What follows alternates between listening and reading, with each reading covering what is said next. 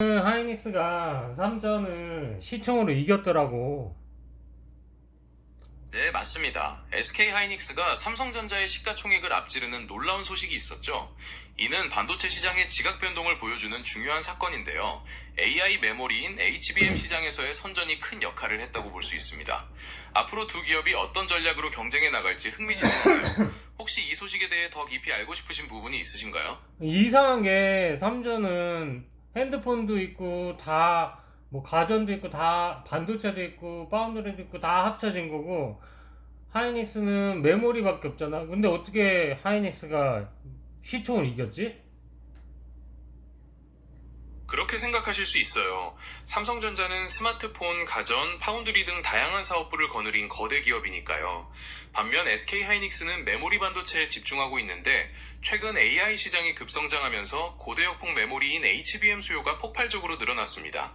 SK하이닉스가 이 HBM 시장에서 기술력과 시장 선점 효과를 제대로 누리면서 투자자들의 높은 평가를 받게 된 것이죠.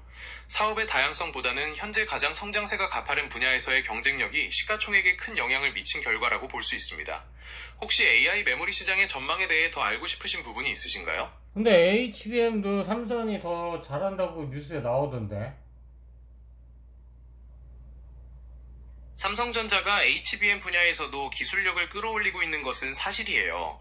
하지만 시장 점유율 데이터를 보면 여전히 SK하이닉스가 HBM 시장에서 상당한 리더십을 유지하고 있습니다.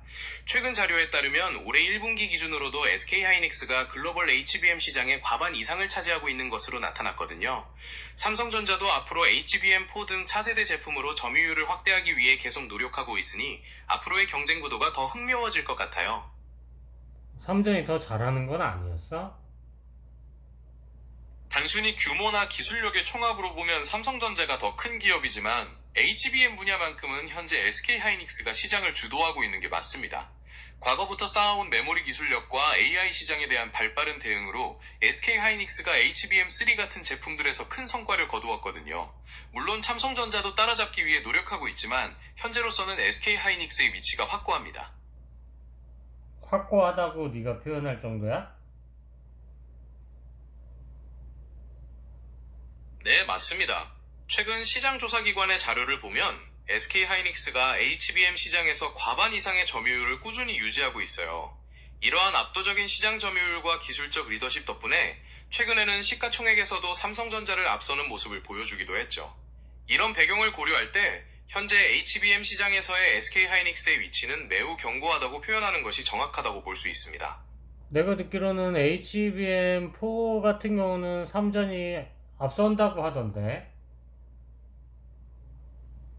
네, HBM4 분야에서도 두 기업 간의 경쟁이 아주 치열하게 진행되고 있어요.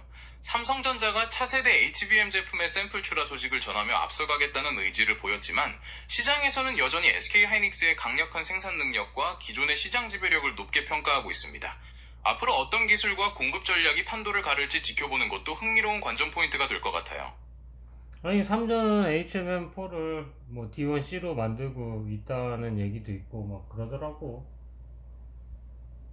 네, 맞아요. 삼성전자가 HBM4를 더욱 미세한 공정인 D1C 기반으로 개발하고 있다는 이야기들이 많이 나오고 있죠. 이러한 미세 공정 도입은 성능을 높이고 전력 효율을 개선하는 데 아주 중요한 역할을 합니다.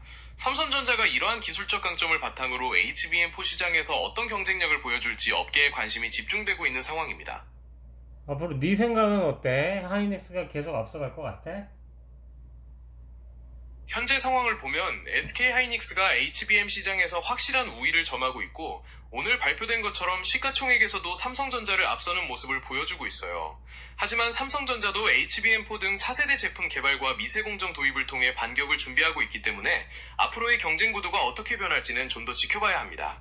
SK하이닉스의 리더십이 계속될지 아니면 삼성전자가 추격에 성공할지 어떤 쪽을 더 눈여겨보고 계신가요? 두 개 똑같은 말 아니냐? 아니구나. 리더십을 유지할지? 모르겠어. 근데 중국도 요즘 많이 따라오고 있더라고. 맞아요. 결국 한쪽이 잘하면 다른 쪽이 따라가는 구도니까 표현이 비슷할 수 있었네요. 중국 기업들도 정부의 지원을 받으며 메모리 반도체 분야에서 기술력을 빠르게 높이고 있는 게 사실이에요. 특히 일부 중국 업체들은 D램 시장에서 점유율을 점차 확대하며 한국 기업들을 위협하고 있습니다. 이런 중국의 추격이 한국 반도체 산업에 어떤 영향을 미칠지, 그리고 한국 기업들은 어떻게 대응해야 할지 고민이 되는 점이네요. 혹시 중국의 반도체 굴기에 대해 어떤 생각을 가지고 계신가요? 중국이 결국에는 뭐 어느 정도 따라오지 싶긴 한데 그게 얼마나 걸릴지는 모르겠다. 근데 네가 봤을 때 중국이 잘하고 있는 것 같아? 반도체를? 중국 반도체 산업은 정부의 막대한 지원을 바탕으로 특히 레거시 공정이나 메모리 반도체 분야에서 빠른 속도로 기술력을 높여가고 있는 게 사실이에요. 하지만 첨단 반도체 제조 장비 도입에 제약이 많기 때문에 가장 미세한 공정 기술에서는 한국이나 대만 같은 선두 기업들보다 여전히 격차가 있는 상황입니다. 따라서 특정 분야에서는 상당한 성과를 내고 있지만 반도체 산업 전반적으로는 완전한 성공을 거두었다고 보기는 어렵습니다. 그러니까 앞으로는 중국이 따라올 수 있을 것 같아? 중국이 막대한 정부 자원과 거대한 내수 시장을 바탕으로 반도체 기술력을 계속해서 발전시키려 할 것은 분명합니다. 하지만 현재 미국 등 주요국들의 수출 통제가 이어지고 있어서 첨단 반도체 장비나 기술을 확보하는 데에는 상당한 어려움을 겪을 것으로 보여요.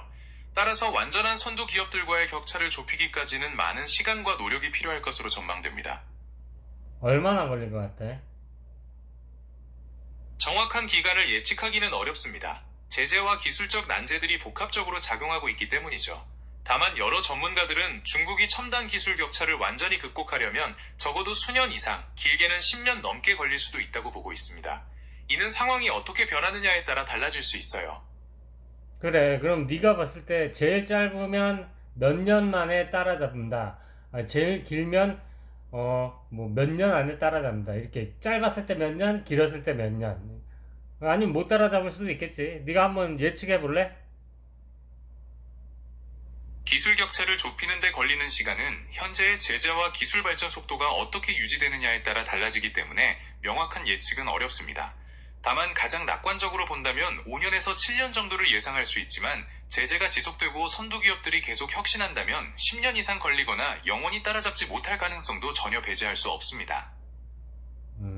영원히 못 잡을 수도 있다가 너의 의견이네.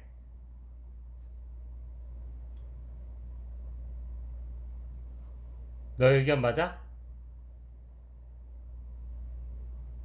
네, 맞습니다. 네, 맞습니다. 미국의 수출 통제와 같은 외부 요인과 선두 기업들의 빠른 기술 혁신 속도를 고려할 때 중국이 특정 격차를 완전히 극복하지 못하고 뒤처질 가능성도 충분히 존재한다고 봐요.